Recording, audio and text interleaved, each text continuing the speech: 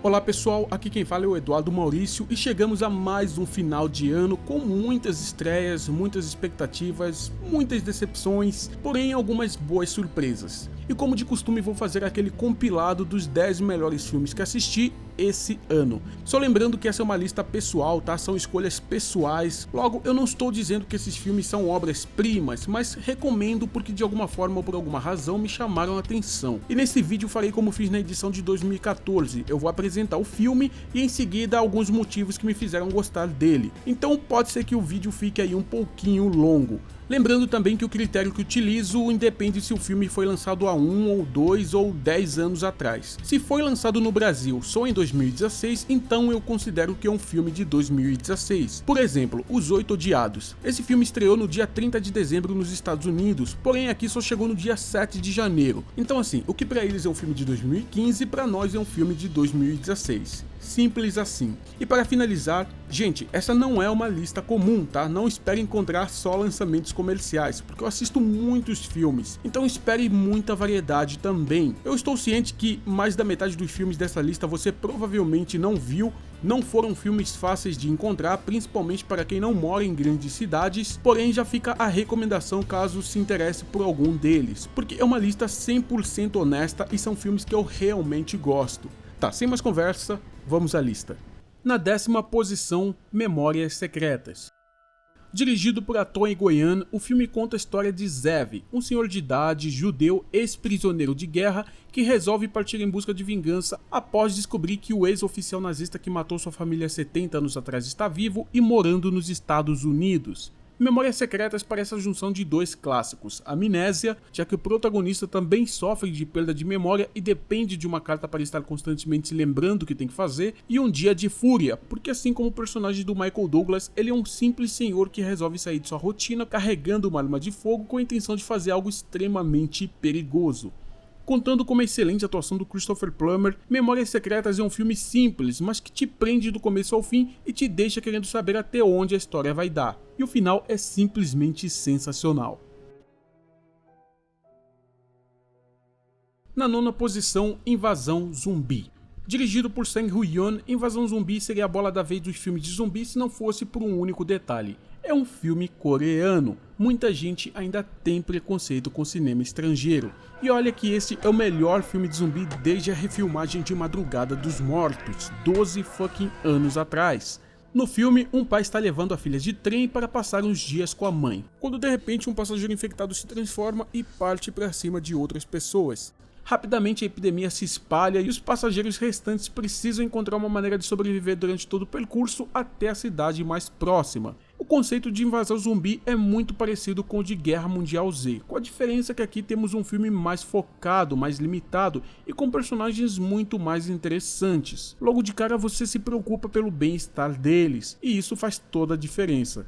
Invasão Zumbi não é um filme perfeito, ele tem alguns excessos, em certos momentos ele tenta fazer mais do que deveria e acaba se sabotando. No entanto, apesar de todo o caos do filme, em momento algum você perde o foco, em parte por causa da relação bastante tocante entre os dois protagonistas, o pai e a filha. Sim, apesar de ser um filme de terror muito divertido, também é um filme bem melodramático, mas acho que não seria cinema coreano se não tivesse um pouco de melodrama, né?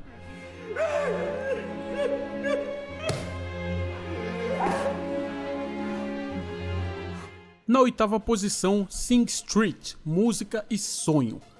Se você é uma dessas pessoas que vive falando que os anos 80 e 90 eram a era de ouro da humanidade, como as músicas eram melhores, como os filmes eram melhores, como a juventude era melhor, então você vai adorar Sing Street assim como eu adorei.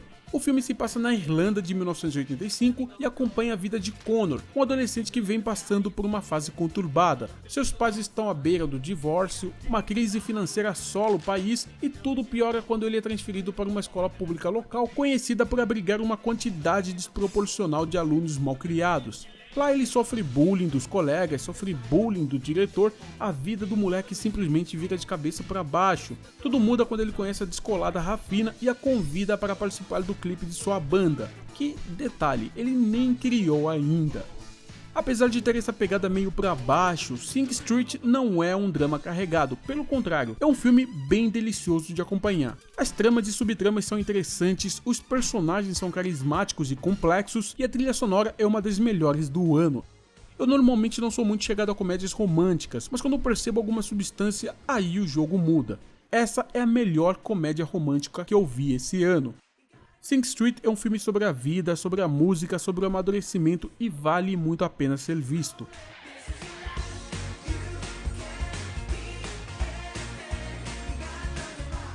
Na sétima posição, Filho de Sol.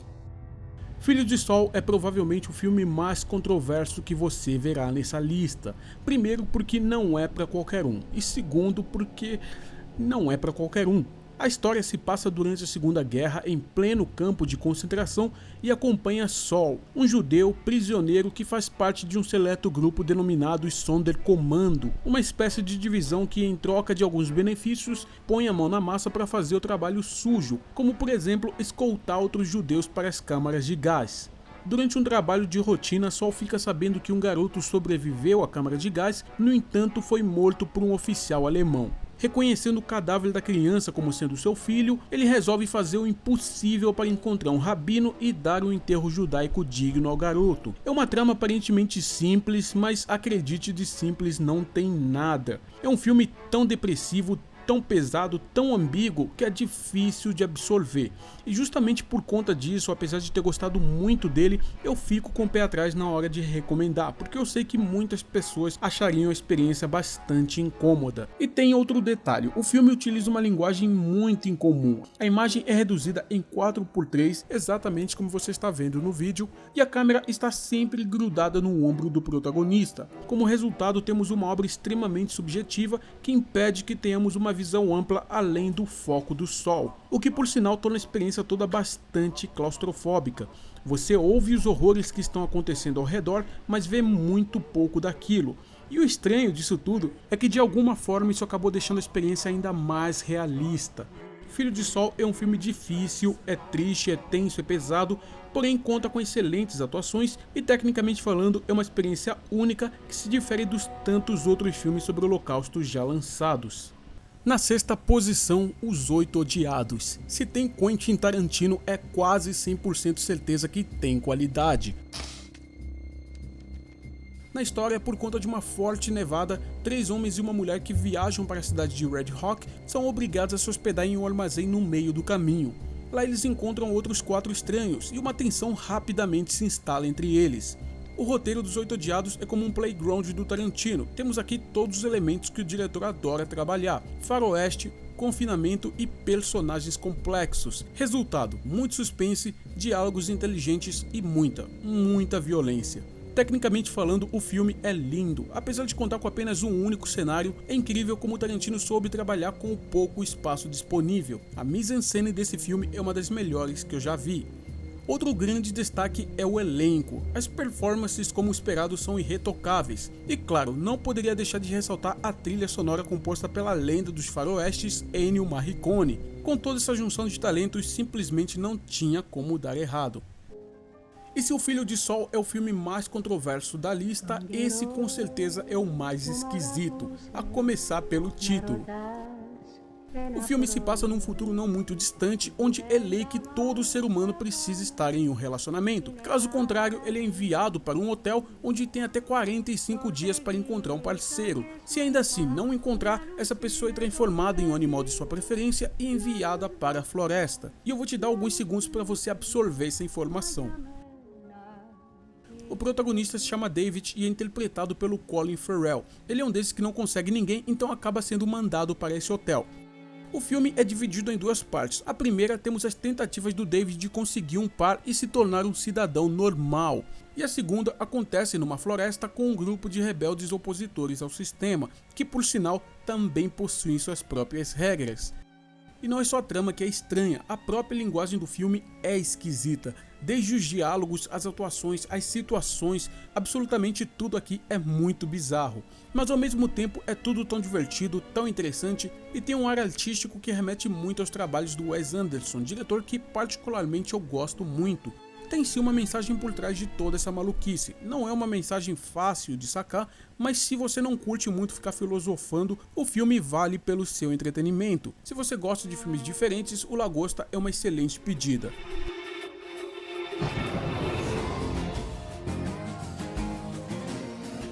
E olha só, mais um filme argentino ocupando espaço na minha lista dos melhores do ano. Enquanto o Brasil quer viver de humor barato, os hermanos continuam investindo pesado na arte de contar boas histórias. No filme, Joaquim é um cadeirante solitário que passa horas do seu dia trancado em sua casa consertando computadores. Até que um dia ele escuta um barulho vindo debaixo da terra e descobre que um grupo de assaltantes está cavando um túnel que passa por baixo de sua casa e vai direto até o cofre de um banco. E aí o que ele resolve fazer? Roubar dos ladrões no momento da execução do plano. Olha, tem muita coisa que eu gosto nesse filme. Os atores são excelentes, o Leonardo Sbaraglia manda muito bem, os personagens são humanos, os diálogos são naturais, o filme evita ao máximo a fácil exposição e consegue contar o passado do protagonista apenas utilizando o cenário e pequenos detalhes, mas principalmente o que eu mais gosto é que nenhuma cena existe sem algum propósito. Toda ação gera uma consequência, e isso torna o roteiro um dos mais inteligentes do ano. Fora que o filme é cheio de reviravoltas, suspense, tensão, questões morais e ao mesmo tempo consegue ser contido. E os últimos minutos são simplesmente impagáveis. Na terceira posição, Capitão Fantástico. Na trama, Ben é um homem de meia idade que vive numa floresta no nordeste dos Estados Unidos, isolado do resto da sociedade com seus 6 filhos. Ele provê a eles uma educação física rigorosa, ao mesmo tempo que os ensina tudo o que precisam saber academicamente para se tornarem adultos física e intelectualmente extraordinários. E ele faz isso com todos, do menor até o mais velho.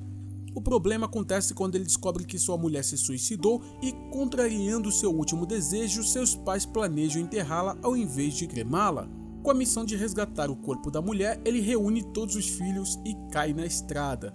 Se pudesse dar uma referência, eu diria que Capitão Fantástico é uma mistura de Pequena Miss Sunshine com Na Natureza Selvagem. A princípio é o típico road movie sobre descoberta e autoconhecimento, mas a verdade é que o filme é um pouco mais detalhado que isso, tem muito mais questões a serem debatidas. O estilo de vida que Ben submeteu seus filhos, a educação sem qualquer tipo de tabu, causa um choque de realidade toda vez que ele tenta interagir com algum parente distante, como a própria irmã e principalmente seu sogro, que mais parece um vilão, mas na verdade tem motivações compreensíveis. Tem gente que vai ver uma trama tendenciosa, socialista, marxista. De fato, o filme tem um teor político muito forte, mas eu sinceramente não acho que essa seja a ideia, tanto que o filme é bastante alheio em relação às ideologias do Ben, e o próprio personagem em dado momento se coloca em questionamento. Então assim, eu prefiro deixar essa questão política um pouco de lado e ver Capitão Fantástico como ele realmente parece ser. Um filme repleto de excelentes atuações, personagens cativantes, momentos divertidos, dramáticos e uma trilha sonora excelente. Em tempos em que todos falam do tal A Bruxa, eu faço parte de uma pequena turma que descobriu um outro filme no mesmo estilo, bem mais interessante. Eu estou falando de O Lamento, que na minha humilde opinião é o melhor filme de terror do ano. Sim, mais um sul-coreano entrando para a lista. Fazer o que se os caras mandam bem? Em Um Lamento, coisas estranhas começam a acontecer em um pequeno vilarejo. Uma misteriosa doença faz com que as pessoas cometam assassinatos, suicídios e as mais diversas atrocidades. E os moradores começam a associar esses acidentes à chegada de um misterioso japonês que mora em uma montanha. Quem investiga o caso é o policial Jong-gu, e a coisa se torna ainda mais pessoal quando a doença pega sua filha e ele se vê obrigado a recorrer a forças sobrenaturais para salvá-la. Eu comparo esse filme com A Bruxa porque, apesar de serem diferentes, ambos falam basicamente do mesmo assunto, satanismo. A diferença é simples, O Lamento é bem mais assustador. Eu comprei melhor a trama, comprei melhor os personagens, a ambientação e me senti muito mais envolvido e fascinado pelos mistérios do filme. E assim como A Bruxa, não dá para ter certeza se existe de fato força sobrenatural agindo, pelo menos até o terceiro ato do filme. E por falar em terceiro ato, fazia tempo que um filme de terror não me dava tantos calafrios.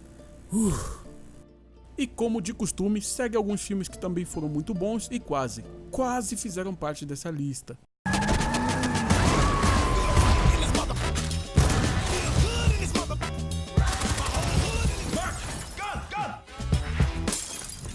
We We did what we had to do. He was buried right.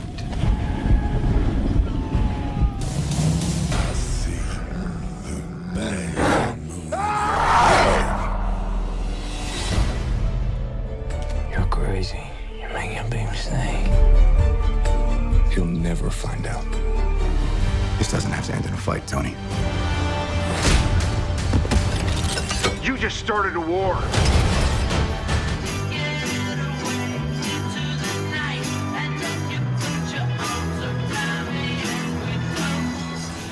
Cue the music. X gon' give it to ya. Fuck, wait for you to get it on your own. X gon' deliver to ya. Oi! Eu vim fazer algumas perguntas sobre um caso. Deviam ter designado um policial pra encontrar. Você está preso. Por quê? Por te magoar. Mas ele é testemunha-chave. Não, ele é. E finalmente, senhores, a hora de revelar o primeiro lugar. Rufem os tambores. E o melhor filme do ano é Batman vs Super... Não, brincadeira, gente, tô brincando. O melhor filme do ano é Creed, Nascido para Lutar.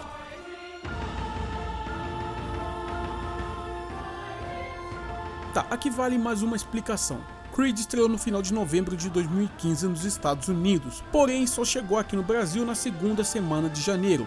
Portanto, sim, meus amigos, para nós Creed é um filme de 2016, um dos primeiros filmes do ano e imbatível até o final. A essa altura, se você ainda não assistiu Creed, então eu tenho uma má notícia para você: você não está buscando bons filmes.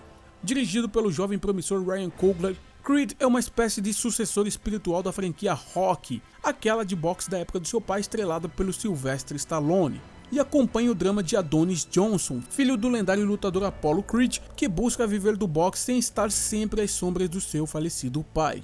Adonis tem a força, porém não tem a disciplina de um lutador, então ele procura ajuda de ninguém menos que o próprio Rocky, idoso, já aposentado, porém ainda com um nome forte no mundo da luta. Particularmente não sou fã de boxe, mas eu gosto de filmes de boxe, quase todos que vi foram muito bons. A luta pela esperança, o campeão, o vencedor, a própria franquia Rocky, mas Creed é sem sombra de dúvidas o melhor de todos eles, ou no mínimo tá pau a pau com o primeiro Rocky, e por uma série de razões que eu já vou explicar. Primeiro, os personagens são excelentes, são complexos, profundos e muito bem representados, tanto física quanto emocionalmente por seus atores. Segundo, o drama que eles vivem, tanto o Rocky quanto o Adonis, é sentido, é palpável e servem para intensificar aqueles momentos chaves em que a história dá uma virada. Terceiro, as cenas de luta são sem sombra de dúvidas as melhores já vistas nesse gênero. São brutais, cheias de energia, a impressão que dá é que estamos lá assistindo aquela luta ao vivo, e isso é incrível. Isso sem contar os planos sequências, né? Porque tem uma luta na metade do filme que dura 4 longos minutos sem cortes. E por último, os momentos icônicos. Rocky tem muitos momentos icônicos e Creed não poderia ficar sem. Aquela montagem do treinamento é uma das cenas mais emocionantes, mais épicas, mais arrepiantes que eu já vi em um filme. E por esses motivos que Creed merece o posto de melhor filme do ano.